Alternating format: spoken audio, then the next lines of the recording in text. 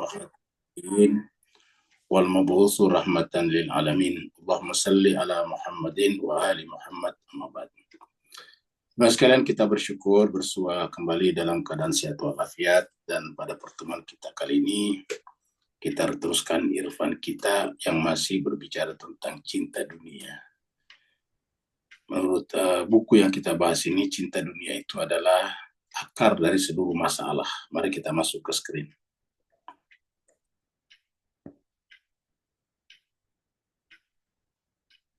Terakhir sampai di sini, 25 Januari ya. Ini babnya tentang cinta dunia, sumber segala kealpaan kalbu. Jadi inilah masalah, itulah sebabnya Al-Quran itu berkali-kali muncul dengan membuat perumpamaan tentang dunia. Ya. Jadi Al-Quran itu banyak sekali perumpamaan tentang dunia. Ya. Mari kita review sedikit dari sini ya. Singkat kata, bila kalbu kita bercampur dengan rasa cinta dunia, sedemikian sehingga pemakmuran dunia telah menjadi tujuan. Jadi pemakmuran atau kemakmuran dunia telah menjadi tujuan satu-satunya. Maka pastilah ia akan menghalangi keheningan. Jadi hati kita tidak menjadi hening. Dan kehadiran kalbu di hawirewaan yang maha suci. Terapi penyakit mematikan dan kerusakan mengerikan ini adalah ilmu dan amal yang bermanfaat. Jadi ingat, terapi terhadap penyakit yang mematikan dan merusak, yang kerusakannya mengerikan ini adalah ilmu dan amal. Jadi dua, ilmu, amal. Ya. Ilmu bermanfaat yang merupakan terapi ampuh untuk penyakit ini adalah perenungan tentang hasil-hasil cinta dunia dan perbandingannya dengan segala kemudaratan yang diakibatkan olehnya. Penulis telah membahas dan menjelaskan tema ini dalam buku 40 hadis. Jadi Mampu ini punya buku 40 hadis atau hadis 40, hadis arba'in, secara ringkas dan semampunya. Di sini kami akan menjelaskan sebagian hadis Ahlul Bait alaihissalam berkenaan dengan ala kadarnya. Sekarang kita masuk pada paragraf baru ini. Dalam kitab Al-Kafi, diriwayatkan bahwa Abu Abdillah alaihissalam berkata, ya, Abu Abdillah ini maksud di sini adalah Imam Ja'far As-Sadiq. Jadi Abu Abdillah itu ada dua, Abu Abdillah Al-Awal dan Abu Abdillah Al-Thani. Ya, Abu Abdillah yang pertama adalah Sayyidina Husain, Imam Husain. Kalau kita memanggil Husain, ya Abu Abdillah, ya Husain bin Ali. Itu. Kemudian Abu Abdillah yang kedua adalah Imam Ja'far As-Sadiq bin Muhammad Al-Baqir. Ya. Jadi dia mengatakan, pangkal segala kesalahan adalah cinta dunia, cinta kepada dunia. Ya. Jadi pangkal segala masalah adalah cinta kepada dunia. Ya. Ya, jadi ini yang terjadi. Pangkal segala kesalahan adalah cinta kepada dunia. Ya. Jadi semua masalah bermula dari sana, cinta kepada dunia. Ya, makanya supaya kita tidak cinta kepada dunia, justru kita merendahkan diri kita, ya, sehingga kemudian dalam merendahkan diri kita, kemudian hanya bergantung kepada Tuhan, bukan kepada dunia. Makanya manusia, konsep manusia pertama yang Allah perkenalkan kepada para malaikat adalah konsep bersujud, ya, bersujud kepada Adam. Adam itu terbuat dari tanah. Untuk apa? Untuk menunjukkan kerendahan. Jadi kita pun juga harus bersujud untuk menunjukkan kerendahan. Riwayat-riwayat yang senada dengan redaksi berbeda banyak sekali. Maksudnya redaksinya berbeda, tetapi maknanya sama. Jadi maknanya senada, tapi redaksinya berbeda, itu banyak sekali jumlahnya. Ya. Hadis mulia ini di atas, hadis mulia di atas yang tadi ini, ya, ini kan hadis ini. Seharusnya sudah cukup untuk menggugah kita. Jadi sudah cukup untuk menggugah kita. Cinta pada dunia yang merupakan pangkal penyakit yang merusak ini seharusnya sudah bisa memahamkan kita betapa ia adalah induk segala kerusakan dan biang segala kebejatan. Betapa ia adalah induk segala kerusakan. Jadi cinta pada dunia yang merupakan pangkal penyakit yang merusak ini seharusnya sudah bisa memahamkan kita betapa ia adalah induk segala kerusakan dan biang segala kebejatan. Kita berbicara sekarang misalnya tentang demokrasi. Secara konsep, demokrasi itu baik, karena demokrasi artinya pemerintahan rakyat. Tapi apakah benar rakyat yang memerintah? Jawabannya tidak. Karena rakyat itu sebetulnya adalah massa. Ya. Yang disebut rakyat itu adalah massa. Dan massa itu memiliki sifat atau tabiat seperti kawanan. Jadi ada namanya herd karakternya seperti kawanan. Jadi massa itu atau rakyat itu tadi kawanan. Apa itu kawanan? Ditentukan oleh 1-2 orang saja. Ya, tentu 1-2 orang. Bukan oleh semuanya. Itu namanya karakter massa. Herd itu kawanan. Herd karakter.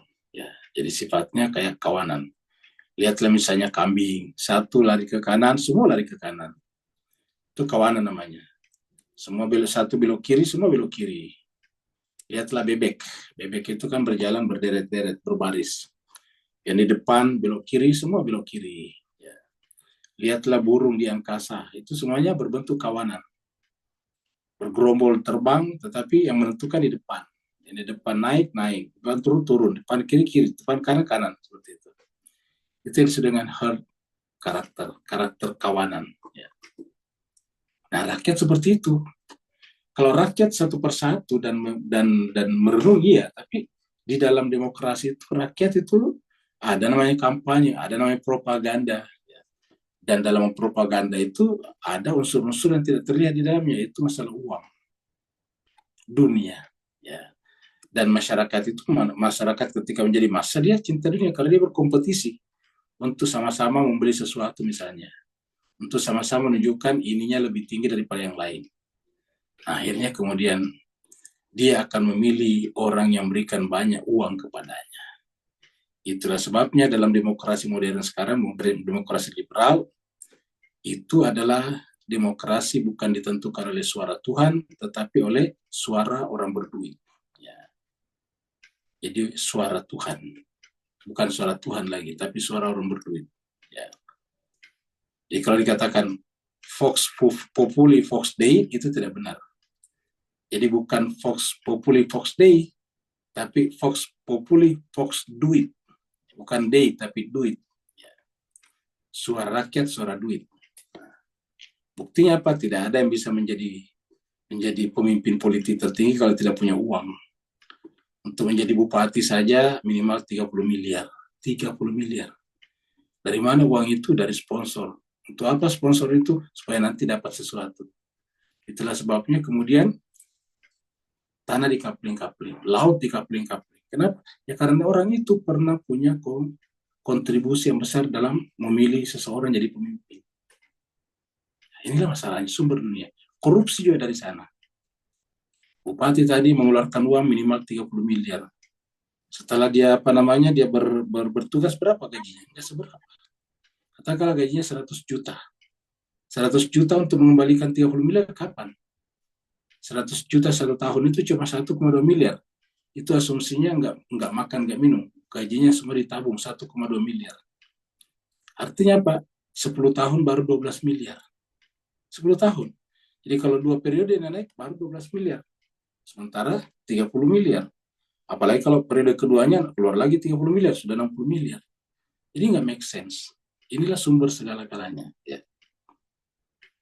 Yang menyebabkan korupsi merajalela di negara demokrasi. Kita lihat misalnya Amerika. Amerika pun mengalami hal yang sama. Karena yang menang di sana tergantung daripada sponsor di belakangnya. Ya, jadi itu sebabnya Amerika sekarang atau negara Eropa yang demokrasi hampir tidak kuasa, tidak bisa berkompetisi melawan Cina. Karena Cina itu adalah low cost ekonomi. Dia adalah negara komunis, tidak ada pemilihan umumnya, low cost ekonomi. Sedangkan Amerika dan negara-negara Eropa kebanyakan negara demokrasi yang high cost ekonomi. Ya, high cost ekonomi. Nah, inilah yang menyebabkannya, Mas. Karena itu baru kita lihat politiknya. Ya, dan ketika sistem politiknya sudah rusak, otomatis berdampak pada seluruh rakyat. Karena ketika tadi bupati atau siapa ingin mengembalikan uangnya, ya satu-satunya cara tadi uang proyek. Ya, proyek yang harusnya berdasarkan perhitungan nyata cuma 1 miliar harus dikerjakan dengan 3 miliar. Ya, 3 miliar. Sampai pernah ada di berita di televisi, di koran, ada seseorang di Jawa yang karena ditutup jalannya sama tetangganya, maka terpaksa dia lewat belakang, lewat sungai. Sungai akhirnya dia bangun jembatan sendiri, ya, lewat sungai. Sungainya lumayan lebar, panjang. Setelah bangun jembatan, dia bisa punya akses dari belakang rumahnya. Ditanya berapa biayanya, 240 juta rupiah sudah jadi jembatan. Yang bagus, bagus bisa lihat di televisi. Kata para netizen, kalau pemerintah yang bangun itu bukan 240 juta, tapi 2,4 miliar minimal. Bayangkan. Ini orang sudah tahu. Kenapa? Karena di markup. Untuk apa dibagi-bagi kepada yang lain. Nah, inilah sumber masalah sebetulnya kehidupan berbangsa dan bernegara. Iya, dalam banyak hal pun juga. Dalam banyak hal. Dalam bidang semuanya. Misalnya orang mau jadi ini, bayar itu, mau naik pangkat, bayar ini. Akhirnya ujung-ujungnya apa? Ujungnya adalah keadilan sosial yang digadaikan. Keadilan sosial digadaikan. Ya. Yang ada adalah keadilan finansial. Artinya apa? Keadilan hanya ada bagi mereka yang berduit. Ya. Yang tidak berduit, tidak ada keadilan baginya. Jadi kata Imam Ghazali benar, cinta pada dunia yang merupakan pangkal penyakit yang merusak ini seharusnya sudah bisa memahamkan kita betapa ia adalah induk segala kerusakan dan biang segala kebejatan. Ya. Bayangkan, orang yang kerja di kampus, gelarnya S3, S1-nya 2, sudah menjadi kepala perpustakaan. Perpustakaan itu adalah simbol daripada peradaban pengetahuan.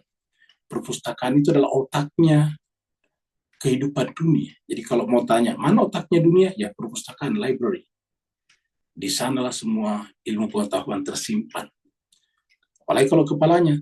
Tetapi kepala perpustakaan sebuah universitas Islam negeri itu bisa berpikir untuk menggandakan uang, bisa mencetak uang palsu. Luar biasa. Harusnya kan kalau perpustakaan mencetak misalnya buletin, mencetak misalnya koran kampus, mencetak misalnya majalah, ya, dan sebagainya. Tetapi ini digunakan untuk mencetak uang palsu. Dapat kita bayangkan. Artinya apa? Orang cinta dunia itu menyebabkan buta, benar-benar buta. Ya, sekolahnya yang lama, bertahun-tahun, kemudian seakan-akan buta, ya, karena ini. Jadi kalau misalnya para filosof modern berkata bahwa sumber dari segala kejahatan itu adalah kebodohan, masih ada lebih tinggi. Sumber dari segala kejahatan adalah cinta dunia. Karena orang pintar pun kalau cinta dunia bisa menjadi berbahaya. Jadi kalau kita baca para filosof modern sekarang, katakan sumber kejahatan itu adalah kebodohan, bukan kejahatan. Jadi sumber masalah itu kata dia bukan kejahatan, tetapi kebodohan. Karena kejahatan muncul dari kebodohan. Ya, tetapi kalau menurut Islam, justru sumber kejahatan itu adalah cinta dunia. Ya. Cuma cinta dunia itu bisa diobati dengan pengetahuan. Makanya ayat pertama turun, Iqra, belajar, suruh belajar. Dan belajarnya bukan sembarang belajar, tapi belajarnya itu adalah yang terkait dengan ke atas, gerak ke atas, ya, gerak vertikal, yaitu menuju kepada Tuhan. Makanya di dalam pandangan Islam, ketika Iqra itu turun, tidak hanya Iqra begitu saja, bacalah. Tapi ada kata bi. Iqra bismi rabbika. Nah itu dia. Iqra bi ismi rabbika. Ya. Iqra itu adalah perintah. dengan bersama ismi, nama Rabbika Tuhanmu. Jadi ada Tuhan punya nama, melalui nama itu kita membaca. Jadi melalui membaca kita akan menemukan huruf ba di sana dengan supaya kita mengkaitkan diri kita dengan asma Tuhan. Kenapa asma Tuhan? Karena kita tidak bisa sampai kepada zat Tuhan, hanya asma Tuhan saja. Ya, jadi Iqra bismi rabbika alladzi khalaq, dia menciptakan. Artinya tujuan penciptaan kepada dia. Jadi apabila belajar tidak mengorientasikan orang kepada Tuhan, maka pada dasarnya pun bisa melahirkan kejahatan. Kenapa tadi? Karena cinta dunia. Maka lebih berbahaya lagi kalau para ilmuwan melakukan kejahatan. Kenapa? Karena bisa menciptakan alat-alat yang berbahaya. Ya, bisa menciptakan senjata pemusnah massal, ya. Jadi bisa menghancurkan banyak orang, ya. WMD, ya. Apa itu bahasanya WMD, ya. Jadi weapon mass destruction, ya, gitu kira-kira begitulah bahasa terjemahnya. Ya. Jadi senjata pemusnah massal, ya. Jadi bisa melahirkan seperti itu. Ya. Kalau yang tradisional bukan ilmuwan, kalau membunuh orang cuma satu, paling pakai badik, pakai celurit, satu orang misalnya korban. Tapi kalau menggunakan senjata pemusnah massal, bisa jutaan. Siapakah yang bisa menciptakan senjata pemusnah massal? Orang pintar, orang berpengetahuan, ahli dalam bidang itu. Ya, jadi dengan demikian awal ikhwal dari segala-galanya cinta pada dunia. Ya, cinta pada dunia. Jadi cinta pada dunia yang merupakan pangkal penyakit yang merusak ini seharusnya sudah bisa memahamkan kita betapa ia adalah induk segala kerusakan dan biang segala kejahatan. Bagi kawan kita di Singapura, Malaysia pasti mendengar berita bahwa di Indonesia sekarang ini ada ribut tentang laut yang dipagar. Laut dipagar, dikapling-kafling. Ya, bayangkan. Dan itu terjadi korupsi berjamaah di sana. Terjadi persekongkolan dari tingkat atas sampai tingkat kepala desa. Luar biasa. Laut yang merupakan milik bersama itu, laut kan milik bersama. Dikapling-kapling, dikasih sertifikat. Ya. Luar biasa. Kenapa? Cinta dunia. Ya. Jadi cinta pada dunia merupakan pangkal penyakit yang merusak ini. Ya, seharusnya sudah bisa memahamkan kita betapa ia adalah induk segala kerusakan dan biang segala kebejatan. Ya. Dengan demikian, dengan sedikit renungan, segera akan kita ketahui bahwa hampir semua penyimpangan moral dan kebejatan perilaku berakar pada pohon yang buruk ini. Ya. Berakar pada pohon yang buruk ini. Ya. Nah, sekarang ini kata-kata berikutnya menarik. Tiada agama palsu. Ya, artinya ada, bahkan orang bikin agama. Jadi kata-kata ini bagus. Ya. Tiada agama palsu, pemikiran sesat, dan kebejatan yang terjadi di muka bumi ini, melainkan lahir dari penyakit yang sangat berbahaya ini. Ya. Agama palsu, agama diciptakan. Ya. Kan sering kita dengarkan ada yang mengaku-ngaku nabi. Ya. Pernah dulu di Jakarta ada yang mengaku nabi. Ya. Untuk menjadi pengikutnya harus store dulu uang Rp750.000. Nah, coba. Jadi nabi, store Rp750.000. Ya. Mungkin kita katakan itu fatal. Banyak yang seperti itu. Ya. Untuk menyampaikan agama kenabian, agama langit yang diterima aslinya dari Tuhan secara gratis, sampai dibayar sampai 50 juta satu kali ceramah. Luar biasa. Ya, coba. Gimana agama bisa berkembang dengan cara seperti itu? Ya. Jadi tiada agama palsu, pemikiran sesat, dan kebejatan yang terjadi di muka bumi ini, melainkan lahir dari penyakit yang sangat berbahaya. Ya. Jadi agama palsu, pemikiran sesat, ya. Kebejatan yang terjadi ya, di muka bumi ini, melainkan lahir dari penyakit yang sangat berbahaya, cinta dunia. Makanya Nabi menyebut ini sebagai penyakit tuahan. hubbud dunya wa karahiyatul maut. Penyakit wahan adalah penyakit cinta dunia. Hubbud dunia, cinta dunia, wa karahiyatul maut, dan sudah takut mati. Jadi cinta kepada dunia. Jadi di dalam Al-Quran pun juga dikatakan begitu. Ada orangnya cintanya kepada dunia itu lebih besar daripada cintanya kepada Tuhan. Dia cinta kepada Tuhan juga. Tapi cintanya kepada dunia itu adalah lebih cinta lagi. Cinta kepada kehidupan dunia. Jadi ada seperti itu. Hah? Mana tahu? Asyadda hubban. Ya, Al-Baqarah 165 kita lihat di sini.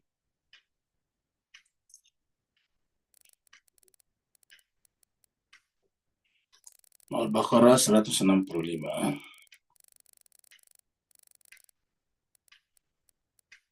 Ini. Nih, coba kita lihat ini. Wa minan nasi, dan di antara manusia. Mayyattakhidhu, ada yang menjadikan min dunillah sebagai selain daripada Allah andada Mana kita kunci sembahan. itu? Andada itu tandingan sembahan.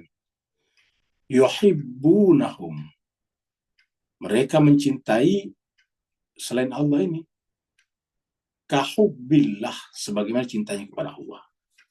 Selain daripada Allah kan berarti dunia. Ingat, selain daripada Allah berarti dunia. Walladzina amanu, dan orang-orang beriman, asyaddu hubban lillah. Jadi kalau orang beriman justru asyaddu hubban lillah, cintanya kepada Allah yang asyadun, ekstrim, yang besar, yang luar biasa. Kalau mereka tadi ini mencintai dunia, mereka mencintai dunia kahubbillah, seakan-akan mencintai Tuhan. Walau yaral ladzina zalamu iz yarawnal adzaba, seandainya orang-orang yang zalim itu melihat, menyaksikan idh yarawnal adzab, sebagaimana ketika dia menyaksikan azab, annal quwata, maka mereka menyaksikan nanti di sana bahwa annal quwata, seluruh kekuatan, kuat itu energi, daya, lillahi jami'an, milik Allah semuanya. Semua daya, semua kekuatan lillahi jami'an. Makanya dikatakan energi itu apa tanda-tandanya energi? Energi tidak bisa diciptakan dan tidak bisa dimusnahkan. Kamu gitu. Energi sifatnya, karakternya, tabiatnya adalah tidak bisa diciptakan dan tidak bisa dimusnahkan. Kenapa tidak bisa diciptakan? Karena bukan milik kita. Annal quwata lillahi jami'an. Semua energi itu adalah milik Allah semuanya. Jadi energi tidak bisa diciptakan, tidak bisa dimusnahkan. Energi hanya bisa diubah dari satu bentuk ke bentuk yang lain. Energi potensial bisa berubah menjadi energi kinetik. Satu jenis energi kinetik bisa berubah menjadi yang lain. Misalnya air terjun jatuh, gerak, bisa berubah menjadi listrik. Dengan menjatuhkan air itu pada turbin yang telah disiapkan. Turbin berputar, lahirlah dinamo berputar, muncul listrik. Listrik bisa disimpan di dalam baterai mobil. Mobil bisa digerakkan. Jadi dari baterai, listrik bisa menjadi gerak. Bisa menjadi panas, heater. Bisa menjadi dingin, cooler, ataukah air condition, aircon. Ini bisa dirubah dari satu bentuk ke bentuk yang lain. Tapi tidak bisa diciptakan dan tidak bisa dimusnahkan. Kenapa? Karena annal quwwata lillahi jami'an. Kekuatan itu, energi itu semuanya milik Allah. Semuanya, jami'an, tanpa kecuali. Wa annallaha syadidul azab. Dan sungguhnya Allah itu adalah sangat berat azabnya. Ketika dikatakan annal quwwata lillahi jami'a, berarti tidak ada yang pantas kita cintai selain daripada Allah. Ya, kenapa? Karena annal quwwata lillahi jami'a. Semua yang kita anggap memiliki kekuatan, ya. Saya kenapa itu uang bernilai? Karena punya kekuatan. Namanya daya beli. Jadi uang itu punya daya beli. Dia bisa membeli sesuatu. Ya. Namanya punya purchasing power. Dia punya daya beli itu si uang. Ya. Ya, jadi karena daya belinya berlaku. Coba kalau uang itu tidak punya daya beli, tidak punya kemampuan untuk ditukar dengan yang lain, ya nggak ada yang mau ambil itu uang. Dikasih pun tidak mau. Ya. Uang kalau tidak ada daya belinya, orang nggak beli, orang nggak ngambil. Ya. Jadi intinya adalah pada kuah, daya, energi. Dan apa kata Allah? Annal quwwata lillahi jami'a. Dengan demikian tidak ada alasan untuk mencintai selain Dia, selain Allah. Jadi mencintai selain Dia adalah salah, penyakit ya.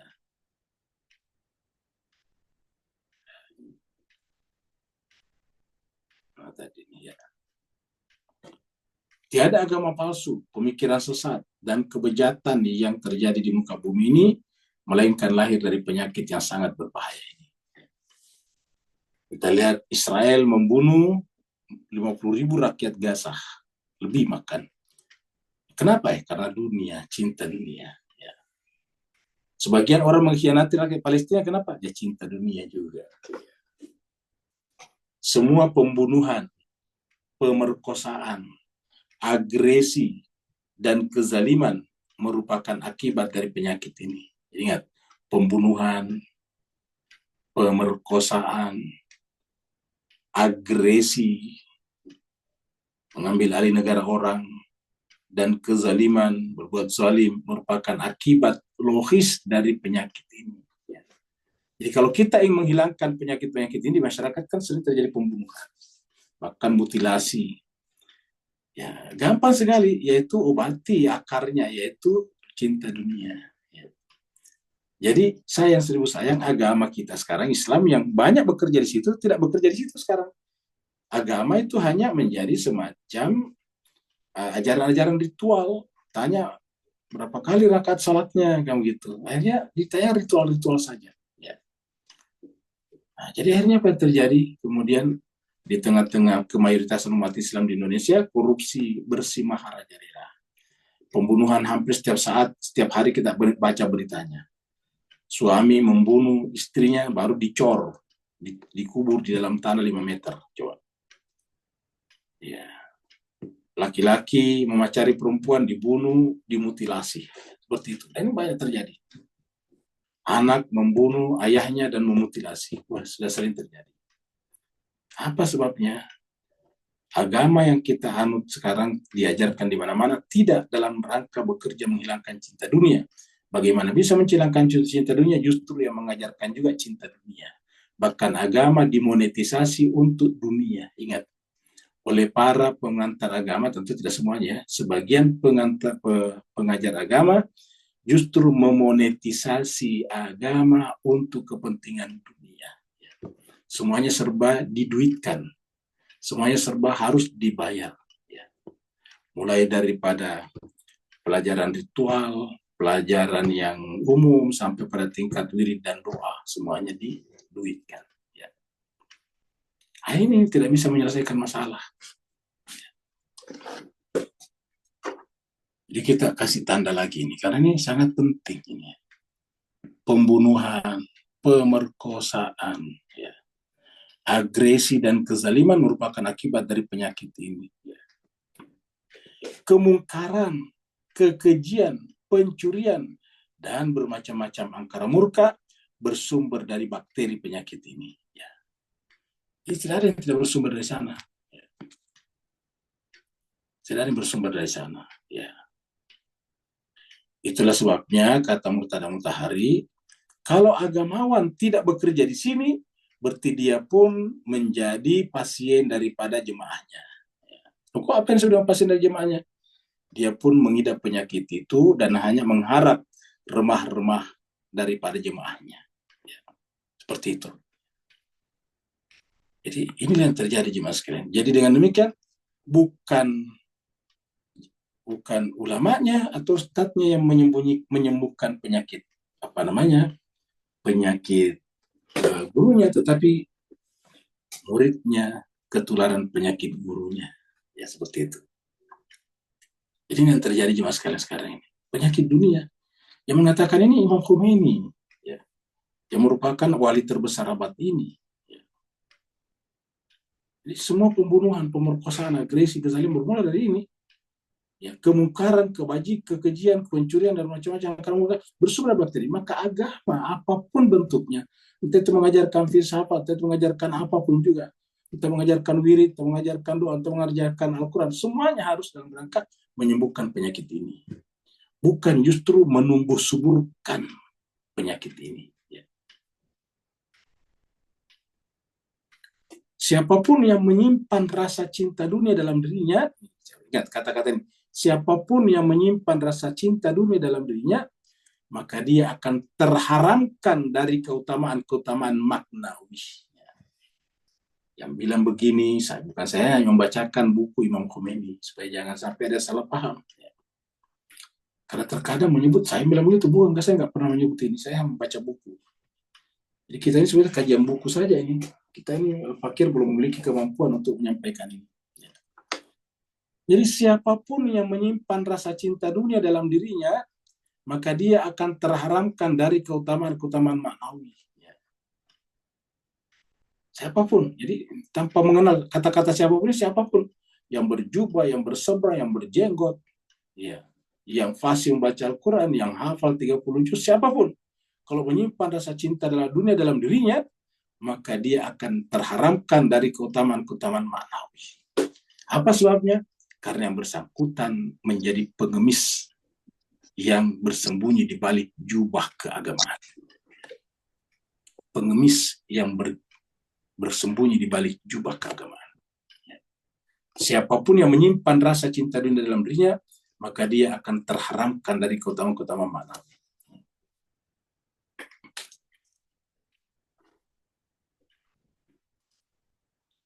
Kasih tanda lagi nih. Karena ini kata-kata yang menarik. Ya. Siapapun, kata-katanya siapapun, ingat kata-kata ini. Nih, yang kata-kata ini siapapun. Ya. Whoever. Ya, whoever. Jadi kalau kita Inggriskan ini menjadi siapapun. Ya. Jadi siapapun, tanpa kecuali. Whoever, siapapun yang menyimpan rasa cinta dunia di dalam dirinya, maka dia akan terharamkan dari keutamaan-keutamaan maknawi. Keberanian, ifah, sikap menjaga diri, kedermawanan, dan keadilan yang merupakan asas semua sifat sempurna jiwa tidak akan mungkin berhimpun bersama sifat cinta dunia. Ya, kita selesaikan dulu tadi ini.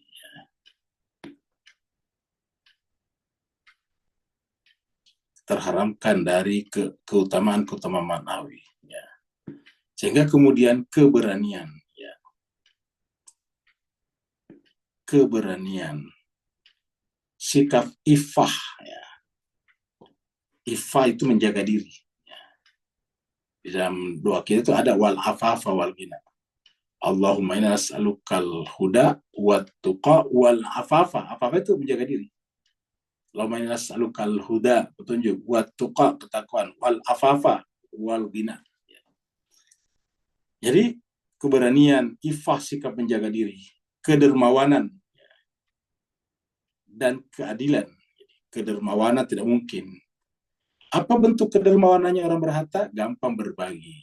Apa bentuk kedermawanannya orang berilmu? Gampang membagi ilmunya tanpa berharap apa-apa. Begitu. Orang yang dermawan secara harta juga berbagi tanpa berharap apa-apa, ikhlas. Seperti itu semuanya. Keberanian atau ifah, sikap menjaga diri, kedermawanan dan keadilan yang merupakan asas semua sifat sempurna jiwa tidak akan mungkin berhimpun bersama sifat cinta dunia. Jadi keberanian, sifat menjaga diri, kedermawanan dan keadilan yang merupakan asas semua sifat sempurna jiwa. Ingat, keberanian itu, ifah itu, kedermawanan itu, keadilan itu adalah merupakan asas semua sifat sempurna jiwa. Jadi tanda orang sempurna jiwanya itu adalah memiliki keberanian menjalankan, menyampaikan kebenaran. Memiliki sikap menjaga diri, ifah, dermawan, gampang berbagi kepada orang lain. Bersikap adil, ya. Tidak akan mungkin berhimpun, yang seperti ini tidak akan mungkin berhimpun bersama sifat cinta dunia. Jadi tidak mungkin berhimpun bersama dengan sifat cinta dunia. Ya.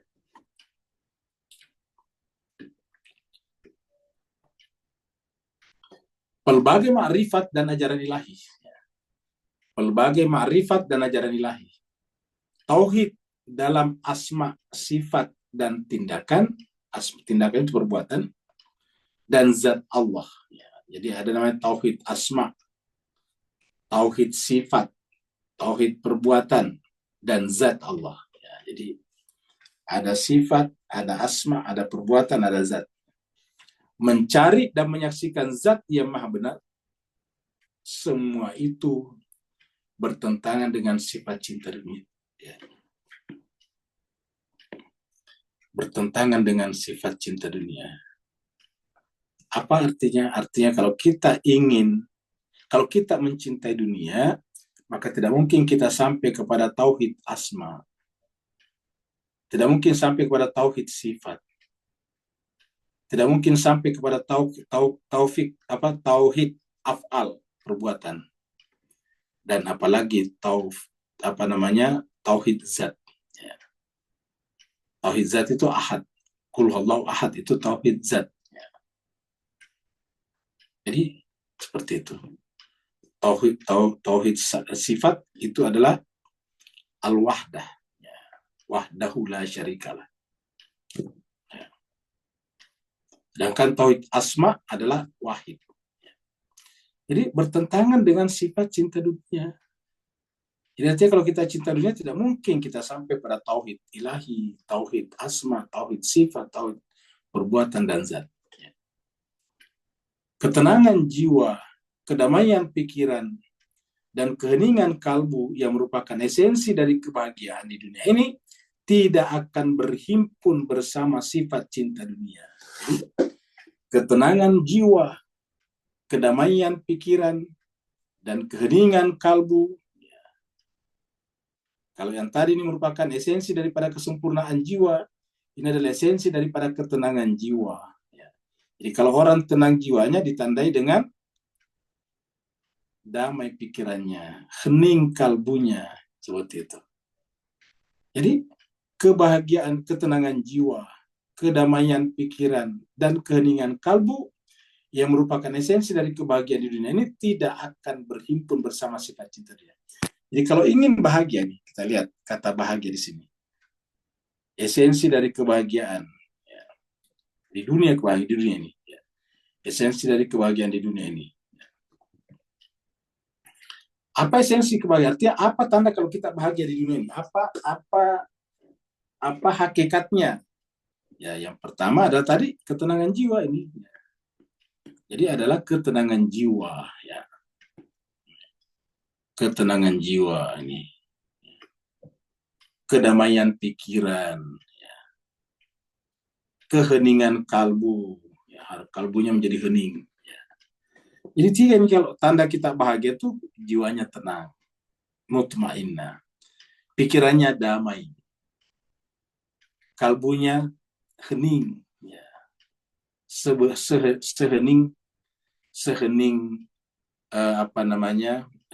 malam yang semua orang sudah tidur, itu hening namanya. Ya. Tidak ada gangguan. Semua ini, ketenangan jiwa, kedamaian pikiran, keheningan kalbu, adalah esensi dari kebahagiaan di dunia ini. Dan ini tidak mungkin berhimpun, tidak mungkin bersama, tidak mungkin bersatu dengan sifat cinta dunia. Jadi kalau ada sifat cinta dunia dalam jiwa kita, maka ini tidak mungkin ada juga. Ya. Jadi kalau kita ada sifat cinta dunia, maka tidak mungkin tenang jiwa.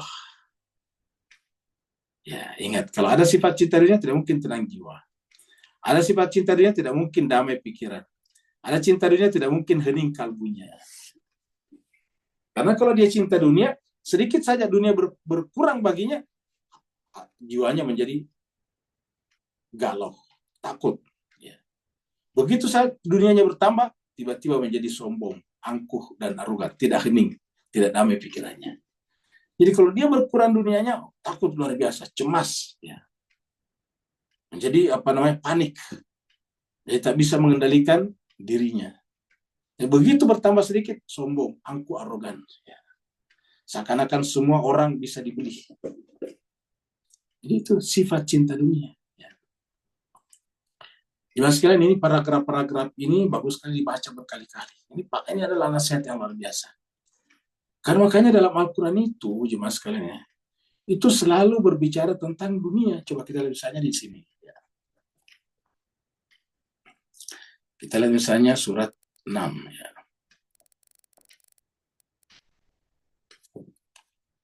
Ya, 124.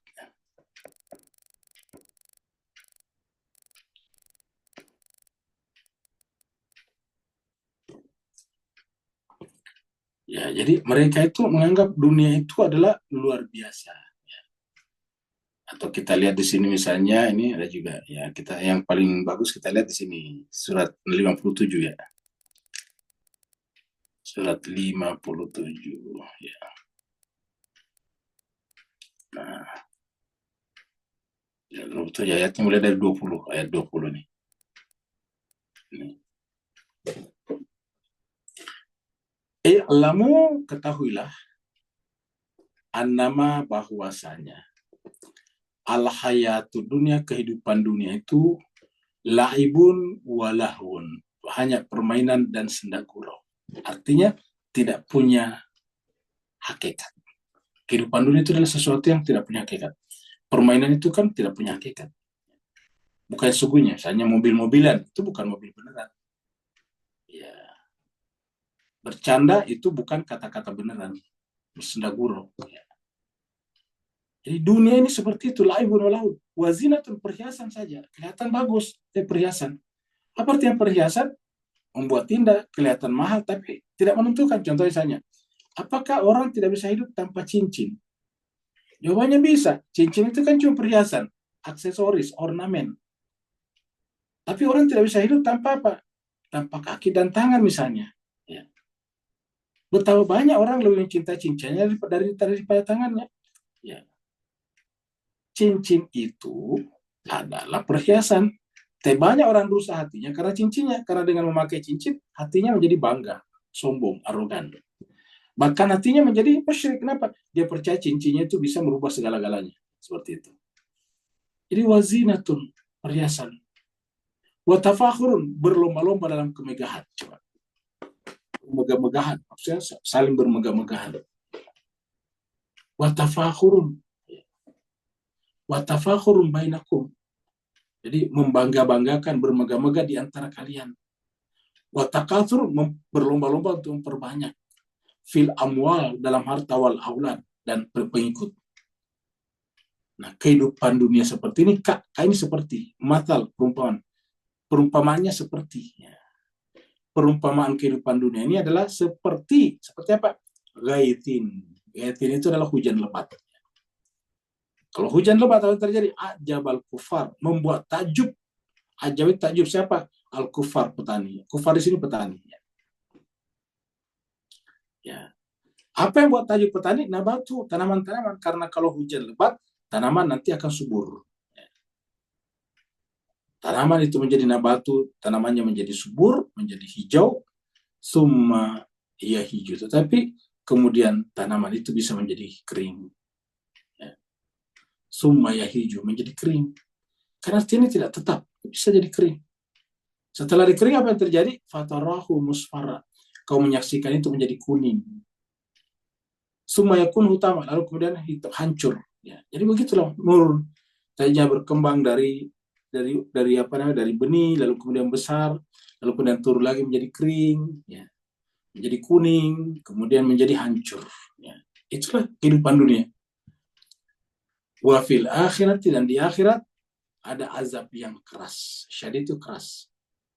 Jadi di akhirat ada dua, ada azabun syadid, tapi juga ada maghfiratun minallahi wa ridwana. Tinggal kita pilih yang mana. Mau azabun syadid karena nanti di akhirat, atau mau maghfiratun minallahi wa ridwan. Tinggal kita tinggal pilih. Ini adalah pilihan kita. Mau dapat azabun syadid, mau dapat maghfiratun minallah. Apa yang menyebabkan azabun syadid? Cinta dunia tadinya. Apa yang mendapatkan maghfiratun? Ketika yang dicintanya satu Allah. Wa mal hayatud dunia. Dan kata Tuhan, ingatlah, camkan, catat, tiadalah kehidupan dunia ini kecuali wa mal hayatud dunia, tiadalah kehidupan dunia illa kecuali mata'ul ghurur, kesenangan yang sifatnya menipu. Ya. Sifatnya menipu.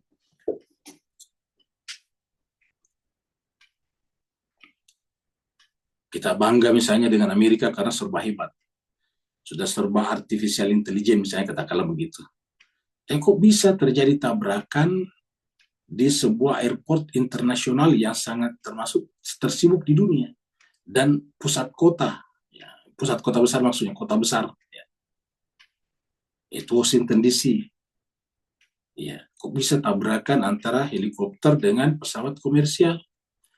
Kalau hitung-hitung di atas kertas tidak mungkin. Kenapa? Satu, yang namanya angkasa itu kan luas. Tidak seperti jalan di darat, sempit, paling 10-20 meter lebarnya. Kalau udara kan tak terbatas.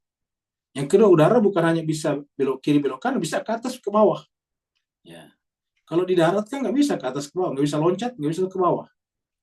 Tapi kalau di udara kan bisa ke atas, bisa ke bawah. Jadi luas sekali. Tapi terjadi tabrakan. Luar biasa. Nah, satu yang kedua, yang ditabrak atau tabrakan adalah helikopter. Helikopter ini memiliki sifat bisa mengambang, bisa berhenti di udara. Misalnya ada lewat, kita berhenti dulu, biar lewat. Kayak kita di jalan, kalau udah mau lewat dari sana, kita berhenti dulu, tunggu dia lewat. Nah, helikopter bisa begitu. Helikopter aslinya bisa berhenti, bisa mengambang di udara, karena dia punya baling-baling. Dia punya propeller. Ya. Propellernya itu adalah berputar secara horizontal, sehingga bisa mengambang, berhenti. Ya. Yang penting mesin pendorongnya jangan dihidupkan, jangan dikuatkan. Jadi begitu mesin pendorongnya dihentikan, ya dia akan berhenti di udara, mengambang, ya, hovering. Ya. Nah, tetapi apa yang terjadi kemarin? Bisa terjadi persis ketika pesawat komersial mau lewat dan memang itu koridornya pesawat komersial, kok tiba-tiba di situ helikopter ada. Helikopter tentara pula, kan gitu. Nah, itulah dunia. Wa mal hayatud dunya illa mata'ul ghurur. Yang ada di atas pesawat dan kilo helikopter itu semuanya mati. Baru tadi lagi terjadi lagi di Amerika, di Philadelphia. Pesawat rumah sakit, pesawat medis mengangkut pasien menuju ke rumah sakit, jatuh lagi dari ketinggian yang luar biasa. Ya. Jadi artinya apa? Ini menunjukkan kepada kita bahwa manusia itu memiliki keterbatasan-keterbatasan, sehingga mengkagumi mereka, takjub kepada mereka sebuah kesalahan besar. Takjub kepada Amerika, berlindung di bawah ketek Amerika, ini jelas salah. Misalkan kita mau bikin sesuatu, contoh Amerika, ini jelas keliru. Ya, inilah yang menyebabkan banyak negara tidak bisa maju, karena selalu mencontek Amerika. Sementara mereka juga relatif. Semua yang namanya hidup di dunia kan relatif, tidak absolut. Jadi wamal hayatun adalah mata'ul ghurur, kehidupan yang menipu, kata ayat ini. Nah, ini berkali-kali disebutkan seperti ini. Ya. Jadi perumpamaan dunia itu seperti itu. Ya. Maka dikatakan, sabiqu ila maghfiratin min rabbikum, maka bersegeralah kepada ampunan Tuhan. Bukan tadi sini maghfirah, jangan sampai dapat azab ini, supaya jangan dapat azab nanti di akhirat. Yang harus kita lakukan sekarang selama mumpung kita masih hidup adalah sabiqu ila maghfiratin, bergegaslah menuju kepada ampunan, bergegaslah, ya, secepat-cepatlah menuju kepada ampunan min rabbikum, dari Tuhanmu. Dan hanya melalui ampunan itulah sorga bisa dapat. Ampunan dulu baru jannah, ya, sorga. Arduha ka'ardis sama'i wal ard, yang luasnya untuk satu orang seluas langit dan bumi. Kenapa seluas langit dan bumi? Karena dia tidak ada limitnya lagi. No limit, ya. Unlimited. Wa'iddat lilladzina amanu, disiapkan untuk siapa ini jannatin arduha ka'ardis samawati? Disiapkan untuk orang yang beriman kepada Allah dan Rasulnya, bukan beriman kepada dunia dan perhiasan-perhiasannya. Tapi uiddat lilladzina amanu billahi wa rusulihi.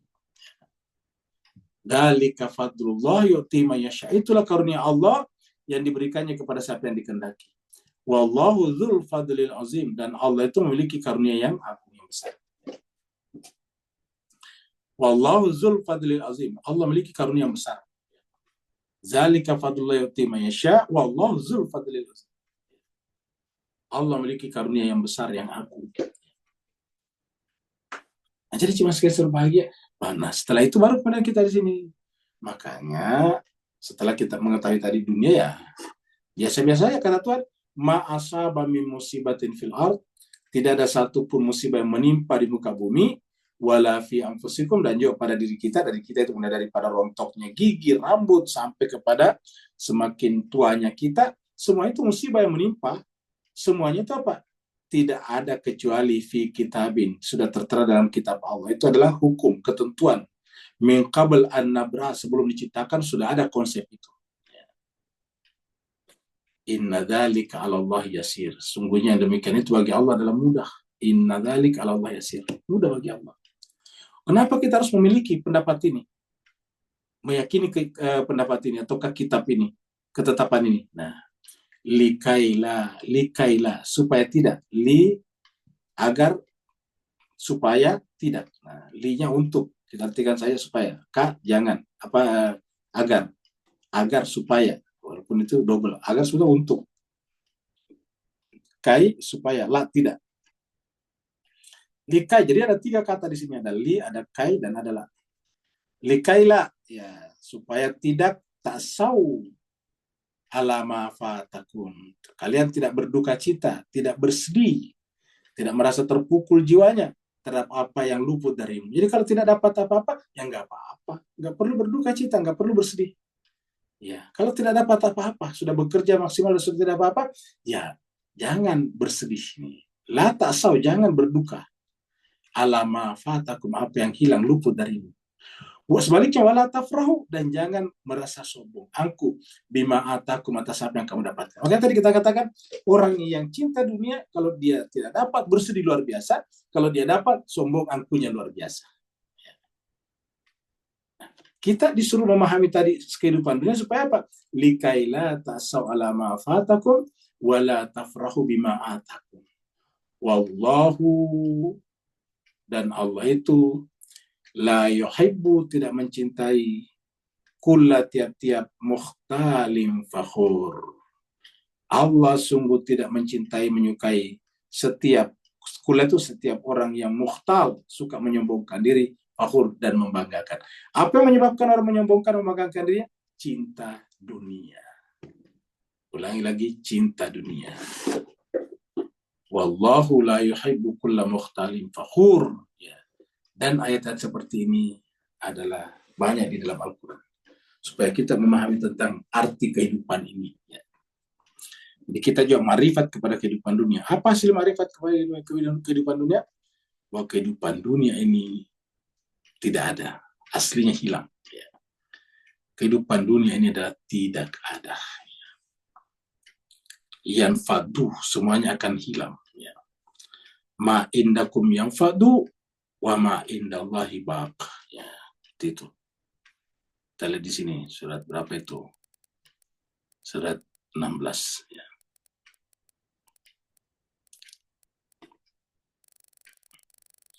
Nah, kita lihat di sini.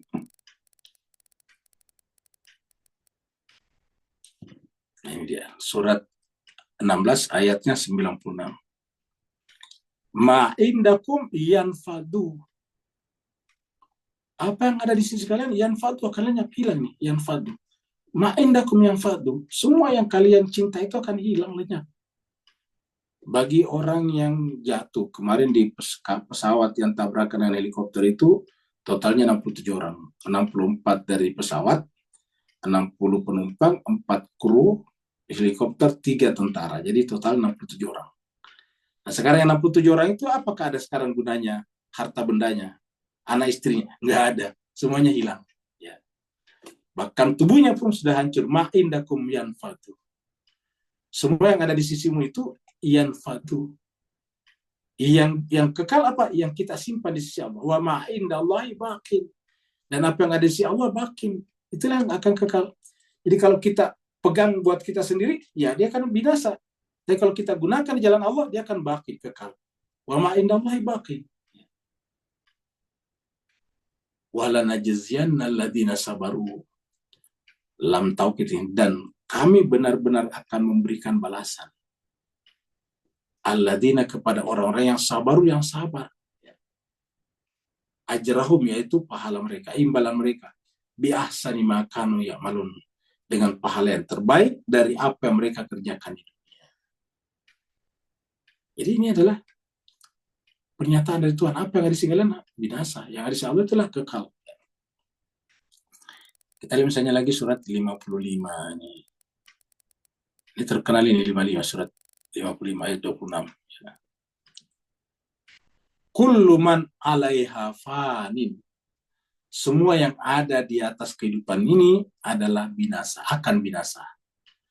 Kullu tiap-tiap man, siapa saja, apa saja, alaiha yang ada di atasnya adalah fanin, akan binasa.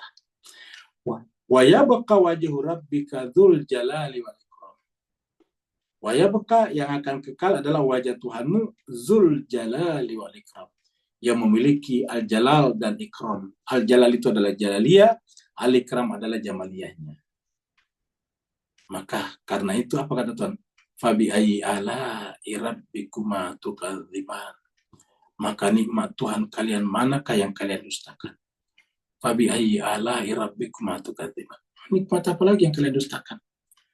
Sudah dikasih tubuh, dikasih ini kok takut kekurangan uang, takut kehilangan ini dan sebagainya.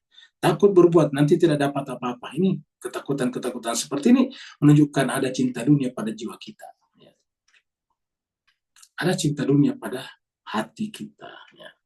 Dan banyak lagi seperti ini. Jadi kata Imam Khomeini bahwa ketenangan jiwa, kedamaian pikiran, keheningan kalbu yang merupakan esensi dari kebahagiaan di dunia ini tidak akan berhimpun bersama sifat cinta dunia.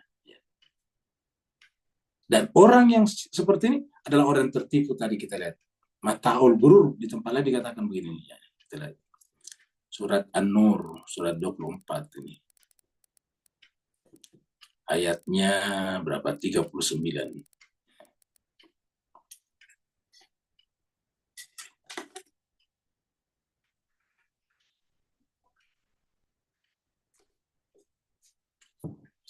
Walladina kafaru. Adapun orang-orang yang tertutup hatinya dari Allah dan akhirat. Kenapa? Karena dia hanya cinta kepada dunia. Jadi orang cinta kepada dunia kan berarti tidak melihat akhirat, tidak melihat Allah. Cinta dunia artinya yang paling tinggi, yang paling indah adalah dunia. Orang-orang seperti ini kata Tuhan apa? A'maluhum, amal-amal perbuatan mereka, kak seperti sarabin fata morgana. Jadi seperti atau bagaikan fata morgana. Bagaikan fata morgana biqi'atin, di tempat yang datar itu di padang pasir. Kalau kita di padang pasir yang gersang dan berjalan tengah hari, maka kita melihat di atas bentangan padang pasir itu ada air berkilau-kilauan. Sehingga kemudian benar-benar kita menyangka sebagai air. Yahsabuhu ad-dam'anu ma'a. Orang yang haus mengiranya menyangkanya air. Sehingga datang ke sana, tapi hatta izaja, tapi ketika dia datang ke sana, tiba di sana, hatta sampai iza ketika jauh datang ke sana, atau tiba di sana, lam yajid khusyai, tidak menemukan apa-apa. Nah, dunia seperti ini, tidak ada apa-apanya, lam yajid. Kata yajid dari kata wajah ada wujud. Dia itu bukan wujud, wujud itu cuma satu. Lam yajid khusyai, tidak menemukan apapun juga, tidak punya wujud. Jadi yang namanya tadi kalau katanya ada air, tidak punya wujud. Alam semesta dunia ini bahkan diri kita tidak punya wujud. Lalu apa yang ada wujudnya? Wa wajadallaha indah. Yang ada adalah yang ada di sisi Allah. Wajadallah. Wujud itu hanya ada pada Allah. Wa wajadallaha indahu. Makanya pembahasan kita tadi sore tentang asalatul wujud dari kesan ini. Yang asli, yang prinsip cuma dia. Selain itu tidak ada ini. Lam yajidahu syai', tidak menemukan apapun juga. Wa wajadallaha indahu, dan dia menemukan di sisi Allah itu semuanya ada, ataukah Allah yang ada satu-satunya. Jadi dia menemukan Allah itu di sisinya. Fawafahu hisabahu, maka dia Allah akan memberikan kepadanya, mencukupkan kepada hisabahu perhitungannya. Artinya apa? Ternyata kita menemukan semuanya kalau kita jadikan Allah sebagai satu-satunya tujuan. Ingat. Fawafahu hisabahu, perhitungan semua yang kita inginkan ada di sana. Kapan? Di dalam wujud Tuhan. Wa wajadallaha indahu fawafahu hisabahu. Nah, kalau kita mengejar tadi fata morgana, ini sarap, maka lam yajidahu syai', tidak ada apa-apa di sana. Wallahu sari'ul hisab. Dan Allah itu maha cepat perhitungannya. Sari'ul hisab, cepat sekali perhitungannya. Lebih cepat daripada AI. Lebih cepat daripada AI. Kalau AI-nya Amerika, seperti yang buatan OpenAI, seperti contoh ChatGPT dan semacamnya, disuruh menggambar atau membuat video 4K 4K. Ya. Disuruh membuat video 4K. Itu butuh waktu 30 detik saja. Jadi 30 detik. Tapi AI-nya Cina yang baru meluncur itu, apa yang terjadi? Hanya 10 detik saja. Bayangkan. Ya. Hanya 10 detik saja. Ya. Ya. Jadi 10 detik saja sudah selesai. Itu artinya apakah itu sudah yang tertinggi? Pasti akan ada lagi yang lebih tinggi nanti lainnya. Ya, jadi kalau kita bandingkan di sini. Kita ambil misalnya, ambil saja OpenAI punya, yang ada sekarang OpenAI ya, OpenAI. Ya, yang terkenal dengan ChatGPT ya, ChatGPT ya. Ini membutuhkan waktu bikin video ya, video 4K ya, 4K 4K 4000 ya. Itu butuh waktu berapa? Butuh waktu 30 detik ya. Ya. Tapi yang namanya DeepSeek ya, China punya ini ya, ya, yang terkenal dengan pembuatan videonya namanya Junior Pro, Janur ya. Apa itu namanya tuh? Janur Pro, kalau tidak salah, Janur Pro ya. Itu membuat video 4K ini. Ini kita tarik ke atas ya. Video 4K-nya berapa? Cuma 10 detik ya. Ya, artinya apa? Sepertiga saja daripada Amerika. Jadi dia lebih cepat. Ya, lebih cepat 3 kali lipat daripada ini. Kan 30 detik, ini cuma 10 detik. Ya 3 kali lipat. Ini detik. Nah, bagaimana dengan Allah? Yang melakukannya Allah. Apa kata Allah? Sari'ul hisab. Wallahu sari'ul hisab. Artinya apa? Paling cepat. Jauh lebih cepat daripada daripada AI manapun juga nanti. Kenapa?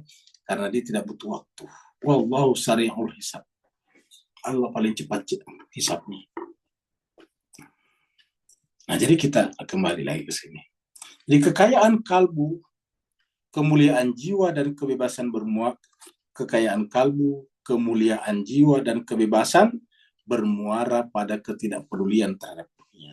Jadi kekayaan kalbu, kemuliaan jiwa dan kebebasan bermuara pada ketidakpedulian terhadap dunia.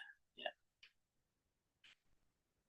Kekayaan kalbu, kemuliaan jiwa, kebebasan justru bermuara kepada, maksudnya tidak peduli itu tidak cinta kepada dunia, ingat, bukan tidak peduli dalam pengertian tidak cari dunia, tidak terpengaruh oleh dunia, itu maksudnya. Sebagaimana kefakiran jiwa, fakir bukan kekafiran, kefakiran jiwa, kehinaan, tapi ingat ya, jiwa, kehinaan, kerakusan, penghambaan dan sifat menjilat lahir dari rasa cinta dunia. Jadi kefakiran jiwa, jiwanya fakir itu artinya tidak pernah merasa puas ya. Kehinaan, kerakusan, penghambaan dan sifat menjilat itu lahir dari sifat cinta dunia ya. Jadi ini semuanya adalah kefakiran, kehinaan, kerakusan dan penghambaan. Sifat menjilat itu lahir ya, dari rasa cinta dunia. Jadi kalau orang suka menjilat itu rasa cinta dunia. Ya, dia hina, dia rakus. Ya, rakus itu artinya serakah, ya, tidak mau berbagi dengan yang lain. Empati, kasih sayang, tali persaudaraan. Empati itu artinya merasakan penderitaan orang. Itu namanya empati. Kasih sayang, tali persaudaraan, dan kecintaan adalah sifat-sifat yang bertentangan dengan cinta dunia. Jadi kalau ingin melahirkan sifat empati, kasih sayang, membangun tali persaudaraan, dan cinta sesama, maka jangan pernah cinta dunia. Karena tidak mungkin bersuah. Ini bertentangan, artinya tidak mungkin bersuah dengan cinta dunia. Sementara kebencian, kedengkian, penindasan, pemutusan hubungan persaudaraan, kemunafikan, dan sifat-sifat tercela lainnya terlahir dari induk penyakit ini, cinta dunia. Ya. Jadi inilah jemaah sekalian berbahagia. Ya. Jadi inilah yang akan kita pelajari pada malam hari ini. Ya. Jadi nanti minggu depan kita akan lanjutkan lagi di sini. Jadi sampai di sini ya. Kita sampai di sini ya. Ini adalah tanggal 1 bulan 2 25. Ya. Nanti kita lanjut lagi di sini, ini agak panjang kita terangkan. Ya itulah jemaah sekalian, mudah-mudahan kita semuanya termasuk Al-Fakir ini terhindar dari cinta dunia. Karena benar-benar berbahaya sekali jemaah sekalian. Ya. Cinta dunia ini menyebabkan hati kita menjadi hitam, menjadi gelap, menjadi gulita, menjadi pokoknya. Ya, sehingga bisa kehilangan nilai-nilai kemanusiaannya, bisa menjadi buta segala-galanya sehingga bisa melakukan perbuatan sampai pada tingkat membunuh, melakukan kejahatan-kejahatan yang lain. Ya. Dari situlah sebenarnya kita semuanya berdoa kepada Allah supaya jangan sampai termasuk dalam golongan itu. Dan kita minta pertolongan kepada Allah agar menghindarkan kita dari sifat-sifat cinta dunia seperti itu. Karena kalau kita cinta dunia, tidak mungkin bersuai dengan kebahagiaan yang sesungguhnya. Terima kasih banyak. Waalaikumsalam yang mau bertanya dipersilakan. Ada Ustaz. Ya silakan. Bismillahirrahmanirrahim. Sebagaimana tadi kita bahas tentang dunia la ra'su kulli fatihatin. Tapi ada satu ayat Al-Quran, A'udzubillahi minasyaitonir rajim. Wabtaghi fima ataqallahu darul akhirah wa la tansa nasibaka minad dunya wahsin kama sanallahu ila akhiril ayat. Ini saja yang kebanyakan dari orang adalah memakai wala tansa nasibaka minad dunya. Seakan-akan bahwa ayat ini menggugurkan seluruh pembahasan tentang keburukan dunia. Sebab mereka biasanya menggunakan ayat ini, entah profesinya apa, baik profesi agamawan atau profesi-profesi yang lain. Anggapan mereka bahwa Tuhan saja sudah mencatat, sudah memperingatkan bahwa jangan sampai kita melupakan dunia itu tadi. Menurut Antum bagaimana Ustaz? Apa yang dimaksud dengan wala tansa nasibaka minad dunya? Terima kasih Ustaz. Baik, terima kasih banyak pertanyaannya. Kita masuk ke screen lagi ya. Kita buka surat Al-Qasas, itu tadi surat Al-Qasas ya. Jadi kita buka surat 28 ya, surat Al-Qasas. Ya, ayatnya 76. Ya. Ya. 76 atau 77 ya, 77 ini dia, 77 nih. Ya. Surat Al-Qasas 77. Nah, tapi sebelum kita bahas Al-Qasas ya, 77 kita 76 dulu nih, 76 dulu kita baca ini ya. Jadi, supaya kita jelas konteksnya, jadi kita baca 76 ini, 76.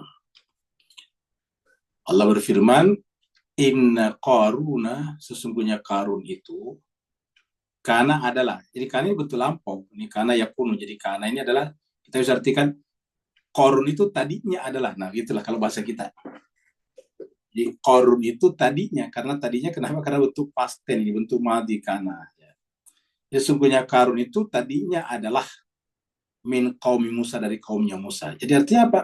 Qarun ini adalah orangnya Musa, bisa diartikan dari kalangan Bani Israel. Tapi kalau dikatakan tadinya kaumnya Musa, berarti sekarang sudah bukan lagi Bani Israel, kan tidak mungkin. Yang namanya suku itu kan tidak bisa berubah. Nah, jadi kita artikan pengikut Musa saja. Jadi kaum di sini artinya pengikut Musa. Jadi tadinya Qarun itu belajar dari Musa, kurang lebih begitulah, ikut pengajian Nabi Musa. Ya, begitulah bahasa sekarangnya, ikut pengajian Nabi Musa. Ikut majelis taklim yang dibina Nabi Musa. Ya. Fabaga alaihim, tetapi kemudian fabaga menyimpang, deviasi. Ya, baga itu menyimpang. Ya, alaihim dari mereka. Jadi kata him di sini menunjukkan bahwa kaum ini adalah komunitas yang di dalamnya banyak orang karena menggunakan kata him di sini. Domirnya domir hum. Ya. Fabaga alaihim. Kenapa dia menyimpang? Nah itu dia. Wa atainahu. Kita artikan saja wanya karena kami telah memberikan kepadanya.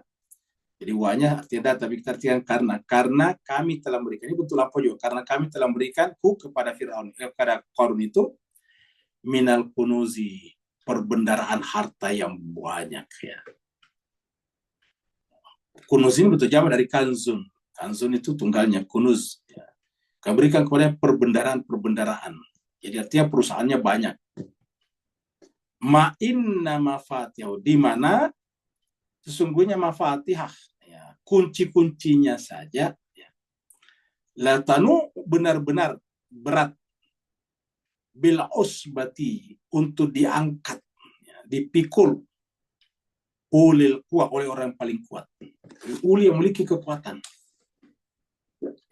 Jadi penyebabnya dia menyimpan dari Nabi Musa karena dia mendapatkan harta kekayaan yang banyak. Harta ini kan harusnya bagus bagi akhiratnya kalau dia gunakan, tapi justru digunakan untuk apa? Baga, menyimpang. Izqala lahu qaumu, maka kaumnya berkata.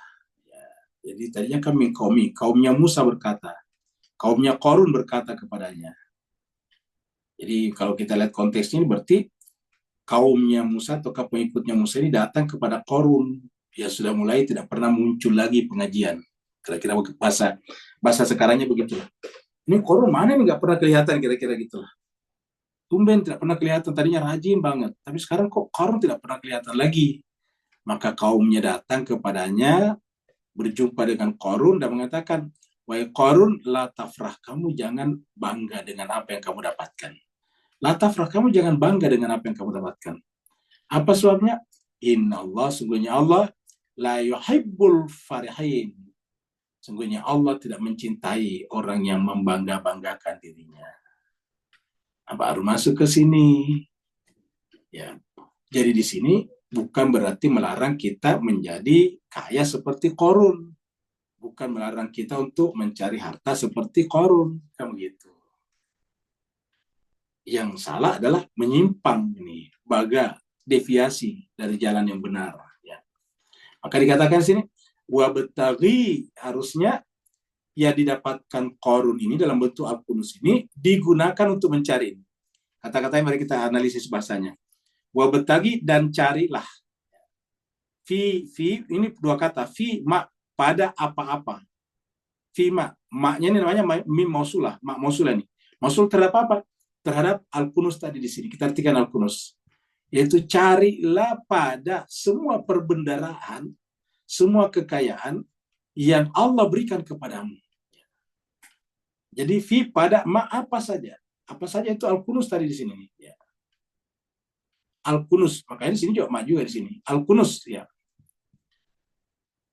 Ataka itu apa saja yang diberikan Allah kepadamu dalam bentuk al-kunuz. Ya. Ataka Allah berikan kepadamu.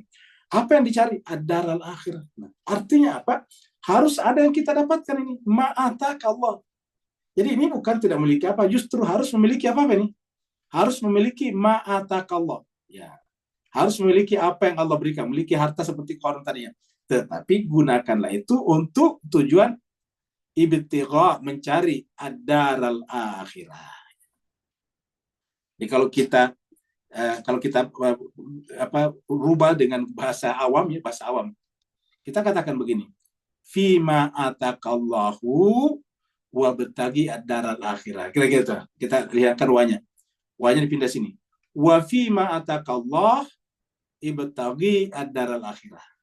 Dan pada apa yang Allah berikan kepadamu, carilah kehidupan akhirat. Ya.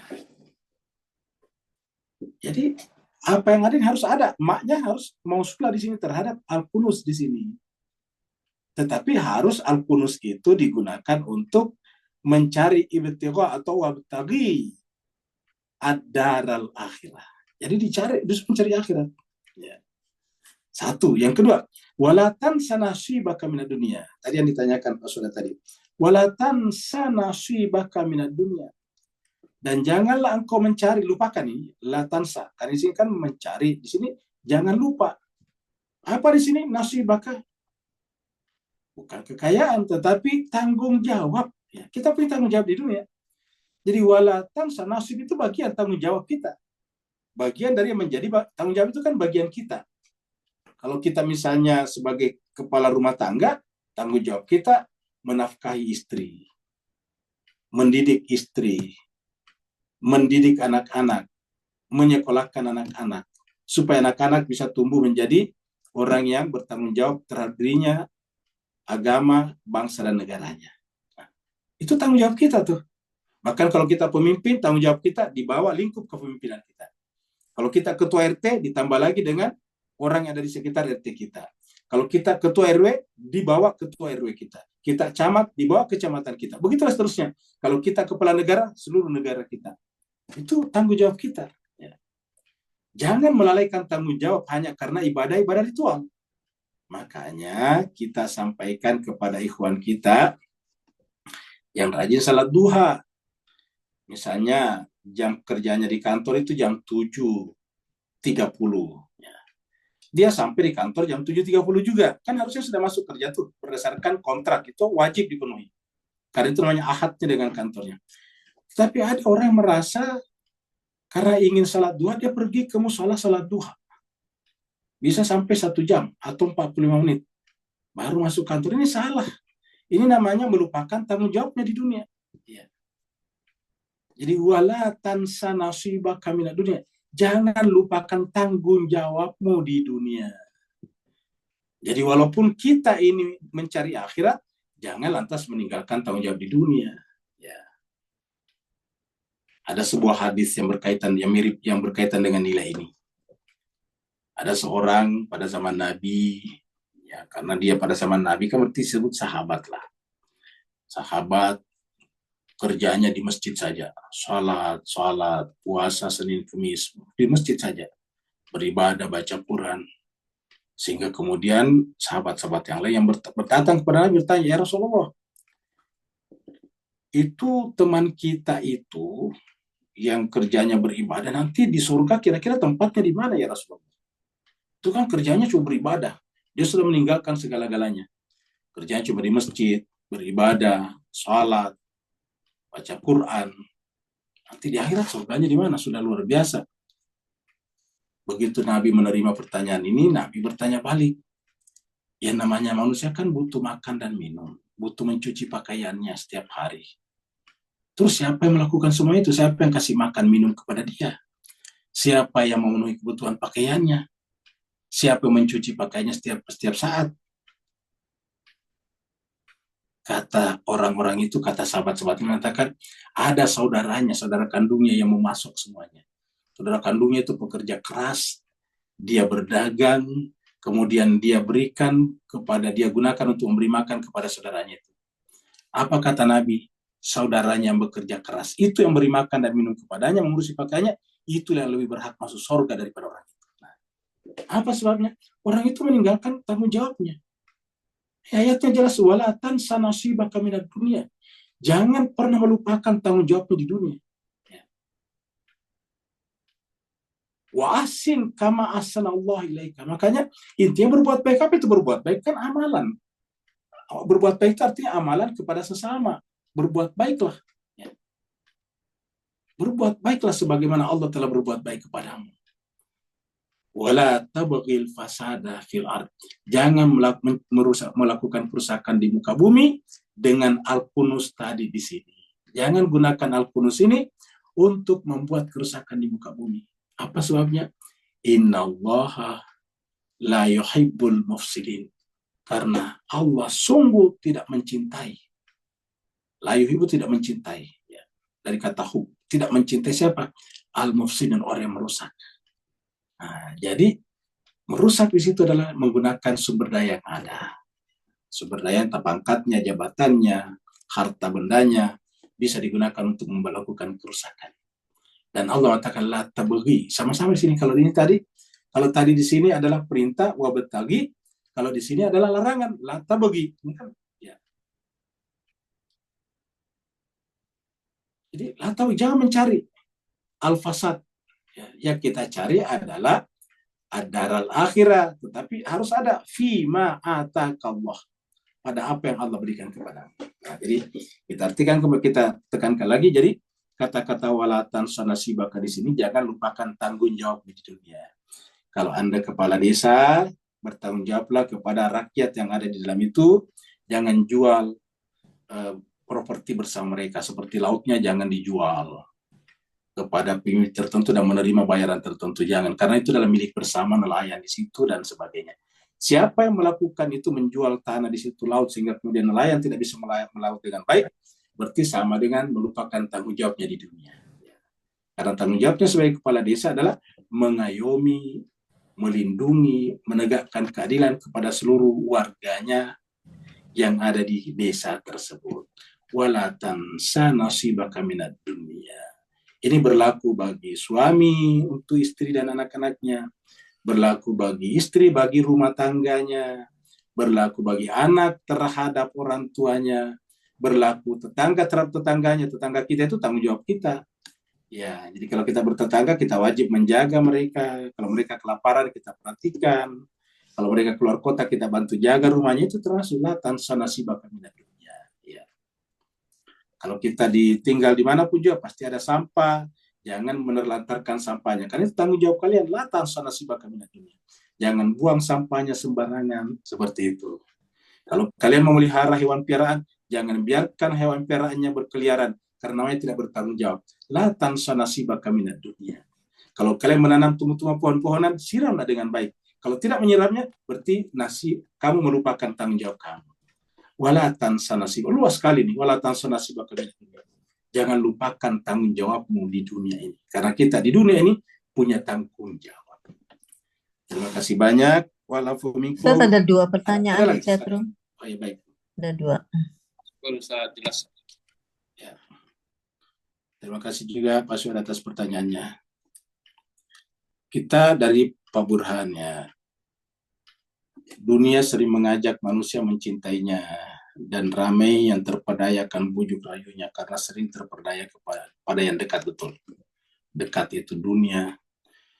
Pertanyaan soalan adalah, sesederhana manakah untuk menolak segala ajakan dunia ini, sedangkan Al-Quran memberitahu bahwa istri, anak, harta adalah fitnah.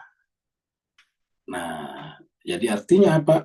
Fitnah itu cobaan untuk bisa membuat kita lalai dari mengingat Allah. Jadi jawaban atas kekhawatiran ini ada di surat At-Taghabun ini, bahwa anak istri itu adalah fitnah. Nah, apa itu disebut fitnah? Artinya bisa menjadi penyebab lalainya kita dari mengingat Allah. Makanya di dalam surat Al-Munafiqun itu dikatakan, ya ayyuhalladzina amanu la tulhikum amwalukum wala auladukum an dzikrillah. Jadi kalau di tempat lain dikatakan innama amwalukum auladukum fitnah, ya. Maka dikatakan di surat Al-Munafiqun tadi, la tulhikum amwalukum wa auladukum, la tulhikum amwalukum wa la auladukum an dzikrillah, dari mengingat Allah. Jadi disebut fitnah itu bisa membuat kita lupa ingat Allah. Karena mengurus mereka bisa kita lupa salat. Karena mengurus mereka, terkadang kita memperturutkan hawa nafsu kita. Akhirnya terjadi kemarahan. Belajarlah kita dari Nabi Nuh. Nabi Nuh itu bagaimanapun anaknya, berbeda dengan dirinya, tapi Nabi Nuh tidak pernah emosional menghadapi anaknya. Kalau Nabi Nuh emosional menghadapi anaknya, berarti dia menjadi korban namanya. Anaknya yang berbeda dengannya itu Kan'an adalah cobaan baginya, fitnah. Cobaan maksudnya, apakah dia emosional menghadapi atau tidak. Karena kalau kita emosional, berarti tadi keluar daripada derajat kebahagiaan, seperti yang dikatakan Imam Khomeini tadi. Apakah basirah menjadi penentu dalam penolakan dunia? Ya, ingat sebetulnya hakikatnya bukan penolakan dunia, tetapi tidak cinta kepada dunia. Kita tidak menolak dunia karena tadi wala tansa nasibaka. Jangan lupa tanggung jawabmu di dunia, dan untuk melaksanakan tanggung jawab di dunia butuh dunia. Nah, karenanya dimulai dengan wabtaghi fima ataqallahu ad-daral akhirah. Di situ dari situ dulu. Baru wala tansa nasibaka minad dunia. Nah, kemudian berikutnya dari Macierna, salam. Kita hidup di Indonesia di mana hampir seluruh pejabatnya begitu tunduk dan taat pada oligarki. Sehingga rakyat tertindas, seolah merupakan penjajahan bangsa, di mana tanah rakyat di mana diambil. Ini pasti anak buahnya Pak Saididu ini, Pak Bu Erna ini. Diambil dengan harga yang tidak masuk akal, laut pun dikapling. Intinya di oligarki begitu berkuasanya. Menjajah sehingga seluruh pejabat di Indonesia sudah dibeli. Uang yang berkuasa juga, seperti yang tadi disebutkan. Bicara cinta dunia, tentu itu semuanya karena cinta dunia. Tapi apakah kondisi itu merupakan adab bagi sebagian bangsa Indonesia? Karena sekarang 10 tahun berakhir, begini, ini bukan, ya bisa dikatakan azab juga, tapi artinya konsekuensi daripada pilihan.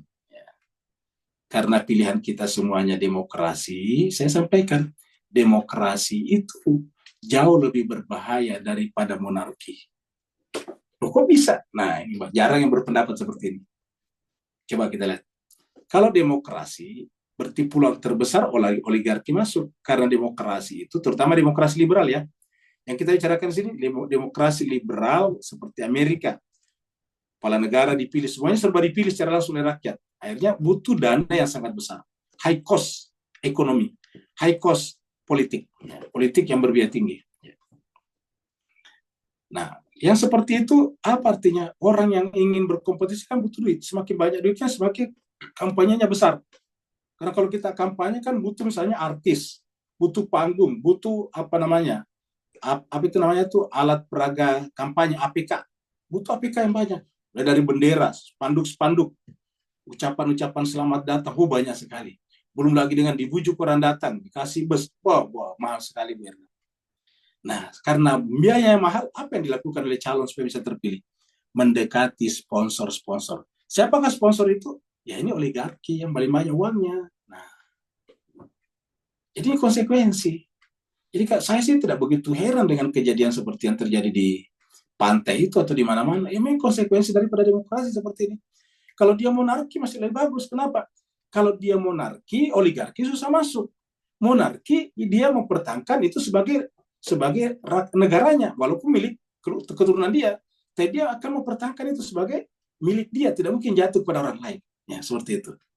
Lihatlah negara monarki, terutama yang monarki konstitusional seperti Malaysia, Inggris, dan sebagainya, jauh lebih bagus daripada demokrasi liberal seperti Amerika. Lihatlah saudara kita di Malaysia, kan lebih bagus. Ada monarkinya di atasnya. Kita menjadi demokrasi yang sangat liar. Ya. Lalu kenapa seperti Cina bisa mengatasi? Karena Cina adalah, apa namanya, komunisme. Ada kekuatan besar, yaitu kekuatan komunis. Partai komunis di Cina tidak akan membiarkan oligarki mengambil alih, men-take over kekuatan negara. Bagaimana hebatnya dulu Jack Ma, sudah mulai didekati oleh seperti Soros, seperti apa namanya, seperti misalnya investor-investor besar yang lainnya, tetapi akhirnya kemudian Jack Ma dipanggil oleh Partai Komunis. Kamu membahayakan negara, kira-kira gitulah. Akhirnya kemudian mulai cooling down. Jadi artinya apa dalam Partai Komunis itu kekuatan terbesar adalah negara, bukan swasta. Kalau di negara demokrasi yang paling besar swasta, lihatlah Amerika. Jadi inilah konsekuensi Bu Erna. Jadi dengan demikian, kalau menurut saya untuk memperbaiki ini tidak cukup dengan berteriak-teriak melawan oligarki, membongkar pagar laut. Tapi menurut saya harus membongkar kembali undang-undang dasar kita yang telah direvisi dulu. Ya. Menurut saya harusnya undang-undang dasar kembali kepada yang awal. Undang-undang dasar 45 yang disusun oleh Founding Fathers kita pada tahun 45. Di mana di situ kepala negara tidak dipilih secara langsung. Sehingga tidak memungkinkan oligarki bermain nanti di sana.